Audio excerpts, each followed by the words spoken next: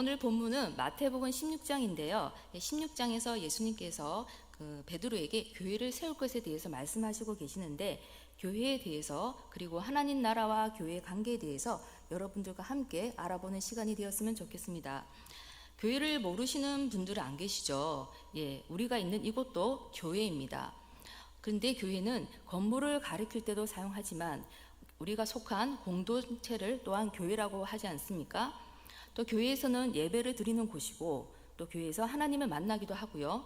주일날이면 교육이나 소모록 모임 같은 또 성도들의 교제가 이루어지는 곳이 교회입니다. 그런데 성경에서는 교회에 대해서 어떤 의미로 나타내고 있는지 우리가 정확하게 알지 못한다면 교회에 대한 하나님의 뜻을 알 수가 없게 되겠죠. 교회가 무슨 일을 해야 되는지 모르게 되는 것입니다. 그래서 오늘 제가 드리는 말씀을 잘 들으시고 잘 깨달을 수 있도록, 그리고 제가 잘 전달할 수 있도록 하나님의 은혜가 함께하길 바랍니다. 마태복음 16장 18절 19절을 보시면요, 성경에서 교회에 대해서 예수님께서 처음으로 말씀하신 부분입니다. 예수님은 12 제자 중에서 베드로에게 교회를 세울 것을 말씀하셨는데, 그런데 왜 베드로에게 교회를 세울 것을 말씀하셨을까요? 그것은 16절에 그 답이 나와 있습니다. 16절을 다 같이 한번 읽어보겠습니다. 시몬 베드로가 대답하여 이르되 주는 그리스도시요 살아계신 하나님의 아들이시니이다. 아멘. 베드로가 예수님에 대해서 정확하게 고백하고 있기 때문입니다. 18절을 또 보시면 예수님은 너는 베드로라, 내가 이 반석 위에 내 교회를 세우리니라고 하셨는데, 여기서 예수님께서 재미있는 단어를 사용하고 계십니다. 베드로와 반석이 그 뜻이 같습니다. 베드로는 바위라는 뜻인데요, 반석도 바위의 의미를 가지고 있죠. 그러니까 바위를 넣어서 제가 다시 한번 읽어보겠습니다. 너는 바위라, 내가 이 바위 위에 내 교회를 세우리니가 됩니다. 어떻게 뜻이 더 잘 연결되어 있는 같이 보이십니까? 두 번째, 앞의 바위와 두 번째 바위가 동일하게 보입니다.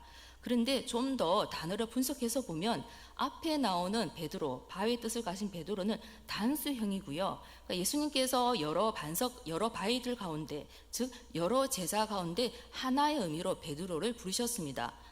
그런데 두 번째 나올 수 있는 반석은 복수형으로 되어 있어요. 이것은 우리나라 말로 잘 표현이 되어 있지 않지만 원어인 헬라를 보면 이렇게 나와 있습니다. 그렇기 때문에 뒤에 바위의 뜻을 가진 반석이 복수형이기 때문에 앞에 나오는 베드로와 동일하다고 볼 수가 없습니다. 근데 여기에 대해서 신학자들 사이에서도 많은 논란이 있고, 반석의 뜻이 과연 무엇이냐 여러 가지 주장들이 나오고 있는데, 제가 말씀드린 것처럼 두 번째 바위인 반석은 하나가 아니라 복수형이기 때문에 예수님께서 베드로가 아니라 여러 반석 위에 교회를 세운다는 해석을 하는 것이 좀 더 타당해 보입니다. 즉 예수님께서는 베드로와 같이 주를 그리스도, 구원자라고 고백하는 많은 사람들의 고백 위에 자신의 교회를 세우겠다는 말씀으로 풀이할 수가 있습니다.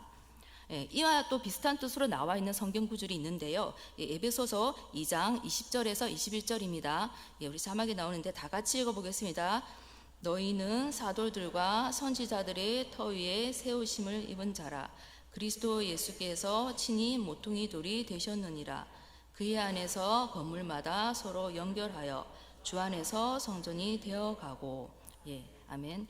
예수님이 모퉁이 돌이 되셔서 선지와 사도들과 선지자들의 터 위에 성도들이 서로 연결되어 성전이 된다고 합니다. 이것이 바로 예수님이 세우고자 하는 교회입니다. 예수님이 말씀하고 계신 교회의 원어인 헬라어를 보면요, 에클레시아라고 하는데, 이렇게 헬라어를 좀 들어보시고 아시는 것도 좋습니다. 에클레시아라는 뜻은 이스라엘 백성의 공적인 모임이라는 뜻을 가지고 있습니다. 그러니까 교회는 하나님이 선택한 신자들의 공적인 모임을 말하는 것입니다. 바울이 쓴 골로새서나 에베소서에서도 보면은 에클레시아라는 단어를 사용하고 있는데, 바울과 초기 그리스도인들은 그들의 모임을 가리켜서, 그리고 그들을 가리켜서 에클레시아라고 불렀다고 합니다. 이것은 교회와 하나님 나라가 긴밀하게 연결되어 있는 것을 말하고 있는데요. 그런데 교회와 하나님 나라를 별개로 따로따로 생각하는 경향들이 있습니다. 교회는 하나님 나라의 공동체지만 교회가 하나님 나라 그 자체는 아니라는 것이죠. 어느 인류 문화학자는 오늘날 교회는 하나님의 표현이라는 말을 했습니다. 그렇다면 교회와 하나님의 관계는 어떻게 될까요? 하나님 나라의 관계는 어떻게 될까요? 본문 말씀에서처럼 예수님은 베드로에게 교회를 세울 것을 명하시고 천국 열쇠를 주셨는데, 이 천국 열쇠는 하나님 나라에 들어가는 열쇠인 셈이죠. 하나님 나라에 갈 특권입니다. 여기서 천국은 다가올 미래의 하나님 나라를 가리킵니다. 예수님이 현재에 세울 교회를 미래의 하나님 나라와 연결시키고 있다는 점이 중요합니다. 교회와 하나님 나라가 이렇게 연결되어 있다는 사실을 알 수가 있습니다. 본문 앞에 나오는 마태복음 12장에서 바리새인들과 서기관들은 예수님이 사탄의 힘으로 병자를 치유했다고 비방했습니다. 여기에 대해서 예수님은 하나님의 영으로 축기하며 치유했다고 대응하셨죠.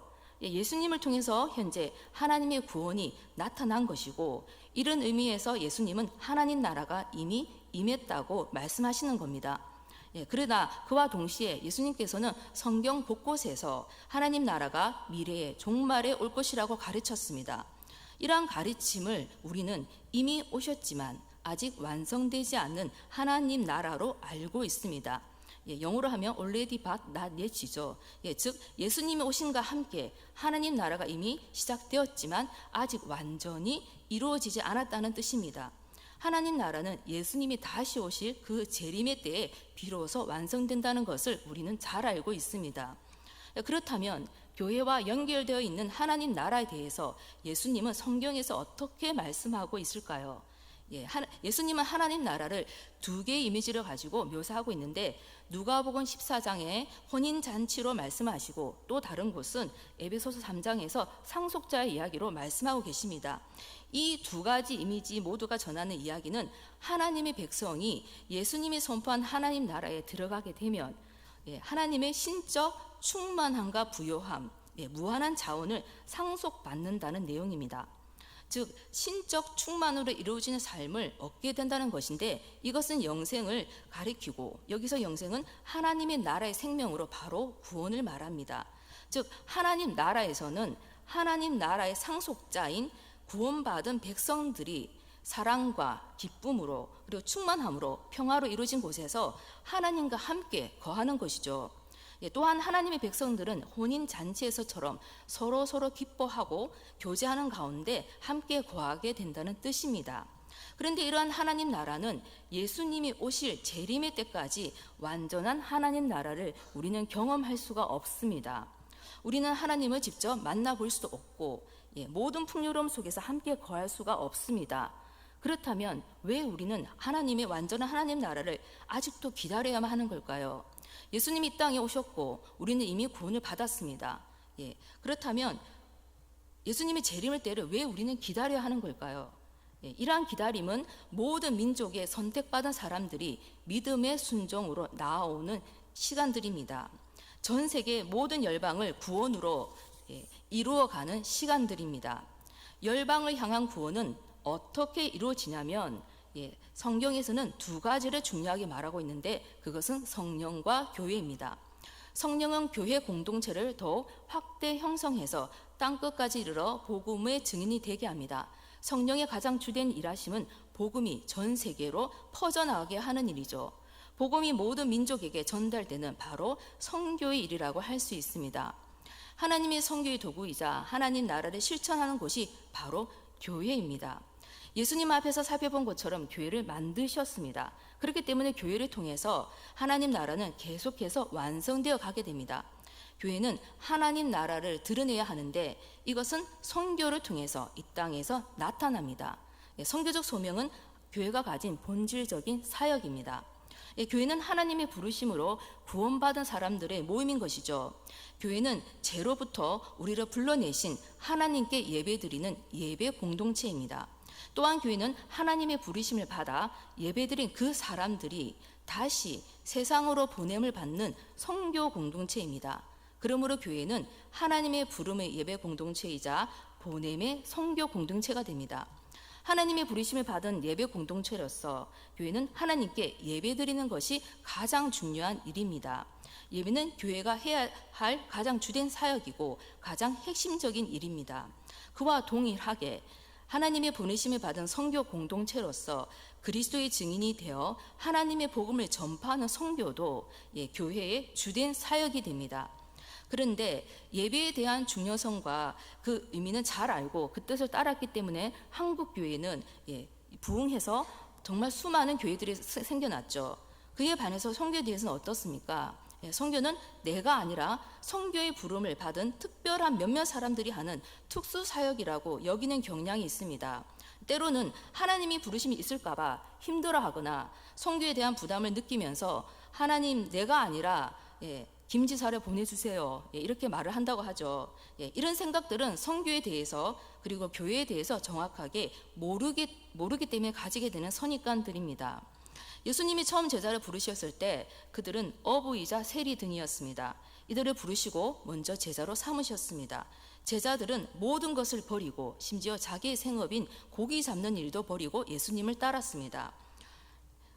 제자들은 예수님과 함께 살고 예수님의 가르침을 배우고 예수님으로부터 기도와 말씀의 훈련을 받고 예수님의 삶을 본받아서 함께 살았습니다. 예수님과 함께 살면서 훈련받은 제자들은 예수님이 죽으신 이후에 성령으로부터 보내심을 받은 사도들이 되었습니다. 부활하신 예수님께서 요한복음 20장 21절에서 아버지께서 나를 보내신 것 같이 나도 너희를 보내노라고 말씀하셨습니다. 이것이 바로 제자들을 사도로 파송하신 일입니다.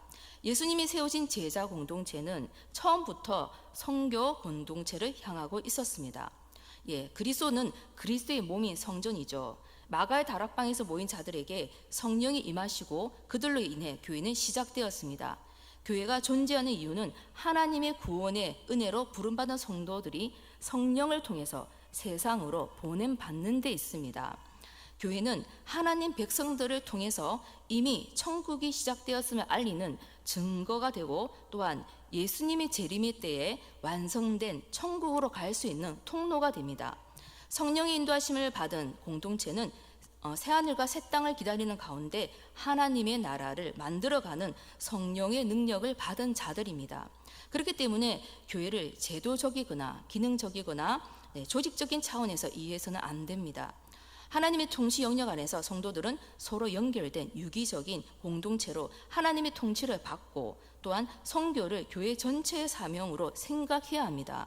왜냐하면 교회의 본질과 교회의 사역은 하나님 나라를 이루는 것이기 때문입니다. 이것이 선교적 교회입니다. 미셔널 처치가 됩니다. 선교는 일상에서도 참여할 수가 있는데요. 선교라고 하면 멀리 가서 복음을 전파하는 특수한 일만이 아니라 성도들이 함께 모여서 예배하고 간증하면서 하나님 말씀의 증언을 통해 믿지 않는 자들을 초청하는 겁니다. 즉 교회는 모이는 교회라서 예배를 드리는 동시에 흩어지는 교회라서 세상에 들어가 참여하는 겁니다. 직장에서 또는 사회적 모임에서 지인들 간의 관계 속에서 예수님을 드러내고 예수님을 따라 사는 삶을 실천하면서 예수님을 나타내야 합니다. 하나님 나라 백성들은 세상을 향한 사명은 그것이 소금과 빛으로 드러나는 성도들의 착한 행실들입니다. 하나님의 백성인 우리들은 이 세상의 문화로부터 밀봉된 상태로 고립되어 있지 않습니다. 세상의 문화에 영향을 받고 또 영향을 줄 수 있는 위치에 있습니다. 성도들은 세상을 따라 살 수도 있지만 세상을 지배하고 다스리라는 하나님의 창조 때의 말씀처럼 세상을 하나님의 영역으로 바꿀 힘이 이미 주어졌습니다. 창세기 1장 28절을 자막이 나오는데요. 다 같이 읽어보겠습니다. 하나님이 그들에게 복을 주시며 하나님이 그들에게 이르시되 생육하고 번성하여 땅에 충만하라. 땅을 정복하라. 모든 다스리라. 그런데 하나님의 백성인 우리는 문화에 휩쓸려서 설 자리를 잃어버리고 중심부로부터 자꾸 밀려나서 주변부에 점점 주변화되어 가고 나 개인의 영역 안에서만 있게 된다면 하나님의 말씀대로 세상에 일할 수도 없고 하나님 나라를 이루어갈 수도 없습니다. 경건의 모양은 있는데 그 속에 능력이 없는 겁니다. 능력된 크리스찬들을 찾아볼 수 없게 됩니다. 네, 제가 다니던 모교회는 선교를 많이 하는 교회였습니다. 제 얘기를 잠깐 하겠는데요. 저는 초신자 때 저희 모교회를 다니게 되었는데 제가 그 교회에 가서 몇 가지 놀란 점이 있었습니다. 우선은 청년들이 너무 많았습니다. 거의 80%가 젊은 청년들이었습니다. 그리고 두 번째는 교회가 너무 작아서 주일날 대학교 강단을 빌려서 주일 예배를 드렸습니다. 그리고 이제 교회를 다니면서 놀라게 된 거는 그 교회가 처음에 80명에서 시작을 했다고 했는데 제가 갔을 때는 몇천 명 정도 됐었거든요. 근데 다니다 보니까 이 성도들의 수가 몇만 명까지 늘어났습니다. 그렇게 성장한 이유는 그 교회는 선교를 정말 목숨을 걸고 합니다. 1년간 단기 선교를 국내와 국외를 꼭 2번을 갑니다. 그리고 캔버스 전도나 불신자 초청 잔치 같은 것을 중간중간에 또 하니까 교회를 다니면 거의 선교 준비하고 선교 가고 또 전도 준비하고 전도하고 이러다 보면 1년이 그냥 손살같이 지나가 버립니다. 제가 모교회를 신학대학원 갈 때까지 거의 한 14년간을 다녔는데요. 그 중에서 10년 넘게 저는 선교에 참여를 했습니다. 처음에는 선교 대원으로 참여를 했다가 선교 팀장으로 나중에 섬겼고, 그리고 미얀마 선교 같은 경우에는 처음 미얀마 선교가 됐었을 때 전체 미얀마 선교 팀장 역할을 하면서 선교를 했습니다. 이렇게 선교를 오고 가면서 수많은 선교 대원들을 만날 수 있었고 그들의 이야기와 그들의 간증을 들을 기회가 있었습니다. 예를 들면 제주도 국내 단기 선교를 갈 때는요, 한 번에 1200명, 300명이 같이 갑니다. 그렇게 제주도 공항에 내리게 되면 모두 다 선교티를 입고 있으니까 공항에서 왔다 갔다 하시는 분들이 한 번쯤은 다 쳐다를 봅니다. 이렇게 많은 성도들이 선교를 했습니다. 그런데 선교관 대원들이 공통적으로 나오는 간증의 내용들이 있는데요. 그것이 뭐냐면 선교를 통해서 내가 은혜를 받았다는 겁니다. 복음을 전하려고 갔는데, 은혜를 전하려고 갔는데 오히려 자신이 은혜를 받고 하나님 안에서 푹 잠기고다 보니까 선교를 다녀오면 삶에 대한 자세와 생각이 달라진다는 거죠. 저도 동일한 체험을 선교를 갈 때마다 했기 때문에 선교 갈 때가 되면 가지 않고서는 견딜 수가 없었습니다. 그래서 10년이 넘게 거의 매년 2번씩 다 갔습니다. 저만 그런 마음이 들었던 게 아니었기 때문에 온 교회 성도들이 동일한 생각이었기 때문에 국내와 국외로 수천 명이, 한 번에 수천 명의 사람들이 선교를 갔습니다. 선교 시즌이라는 말이 그 교회에는 있었는데요. 그 선교 시즌에서 성도들을 만나게 되면 이번에 어느 선교를 가느냐가 대화의 주 내용이었습니다. 그리고 혹시라도 못 가게 된다면 서로 기도하겠다, 선교 후원비를 대주겠다, 정말 난리 부르스였습니다. 한마디로 교회가 선교로 후끈후끈 달아올라서 아주 뜨거웠습니다. 선교 때 받은 은혜는 때로는 직장을 못 구한 선교 대원들 같은 경우는 선교 다녀와서 직장이 바로 연결이 되면서 하나님이 직장을 주시구나라는 생각이 자연스럽게 들기도 하고요. 또 아이가 없어서 기도하던 부부들은 선교를 다녀와서 새 생명이 생기기도 하고 그랬습니다. 그뿐만이 아니었습니다. 가족 문제, 결혼 문제, 건강 문제까지 정말 다양하게 많은 일들이 선교 후에 하나님께서 주신 은혜의 간증이 쏟아졌습니다. 그 은혜가 교회까지 넘쳐서 급배속으로 성도들이 늘어나는 것을 경험할 수 있었습니다. 그러나 하나님의 은혜가 우리가 원하는 대로만 주어지지 않는 경우도 있었는데, 선교팀에서 다양한 사람들과 만나서 일을 하다 보니까 서로가 안 맞아서 부딪히기도 하고 어려운 문제가 생기기도 하고 그랬어요. 그런데 시간이 지나고 나서 보니까 그 문제를 통해서 하나님께서 더 성숙시키시고 더 자라나게 만드셨다는 겁니다. 시간이 지나면서 내 안에 있던 쓴뿌리와 버려야 될 옛자의 모습을, 그런 모습들이 조금씩 사라지고 내 안에는 하나님의 영이, 성령이 차지하고 있는 걸 알게 되었죠. 자신을 가장 잘 볼 수 있고 드러나는 곳이 바로 선교를 하면서였습니다. 나 자신의 변화부터 옆에 같이 하던 선교 대원들까지 그러한 변화를 종종 볼 수 있었습니다. 성도들을 보냄으로 부르신 하나님, 하나님의 일에 동참하게 하셔서 하나님의 사역을 할 뿐만 아니라 은혜의 선물을 보따리 채 주시는 하나님. 한 번은 이런 생각이 들었습니다. 전도나 선교를 열심히 해서 교회가 점점 커지고 사람들이 늘어나는데 이것을 왜 우리들을 통해서 일을 하실까 였습니다. 선교를 매번 가다 보니까 팀원들이 일심동체가 되어서 선교 열매가 많은 경우도 있었지만 그렇지 않은 경우도 있었거든요. 이렇게 연약한 일반 성도들이 아니라 어떤 기독교 단체나 기독교 기업에서 체계적으로 플랜을 짜서 복음의 불모지에 가서 건물을 지어주고 집도 만들어주고 음식을 공급하면서 복음을 전한다면 훨씬 효과적이고 효율적인 선교가 되지 않을까. 물론 선교 단체에서 그렇게 하시는 분들도 계시죠. 그러니까 개교회가 선교를 꼭 해야 할 이유가 없지 않습니까? 그런데 선교를 오고 가면서 그 답을 찾았습니다. 그것은 하나님이 은혜를 주시기 위해서 선교를 보내신다는 사실입니다.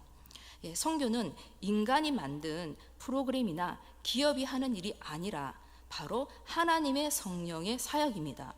이러한 성령의 사역에 동참하기만 해도 성도들은 성령으로 인한 하나님의 은혜의 강물에 들어가게 됩니다. 그리고 성령의 사람으로 거듭나게 됩니다. 다른 나라든지 또 국내든지 또는 지역 사회에서 이루어지는 선교는 교회 사역의 핵심이고 교회의 존재 목적인 하나님 나라를 이루어가는 일입니다. 교회가 하나님의 선교적 도구로서 그 역할을 다한다면 선교적 교회로서 거듭나게 되고 빛과 소금으로 성도들을 빚어가게 됩니다. 우리 전화교회가 천막교회를 시작해서 해외에 100개의 개척교회를 목표로 두고 또 수십 개의 선교기관과 협력하고 있는 가운데 있지 않습니까? 저는 정말 너무도 귀하고 복된 일이라고 생각합니다. 그 사명의 줄기를 이어가서 하나님 나라를 이루는 선두주자가 되기를 간절히 소망합니다. 선교적 교회는 하나님 나라를 위해서 교회가 집중해야 할 교회의 모습입니다. 성도들이 사명을 따라 이 땅을 살아가기 위해서 이루어야 할 교회 공동체입니다. 전화교회를 통해서 각 성도들이 하나님 나라의 기둥과 지붕과 기초가 되는 하나님의 영광이 우리들에게 임하기를 바랍니다.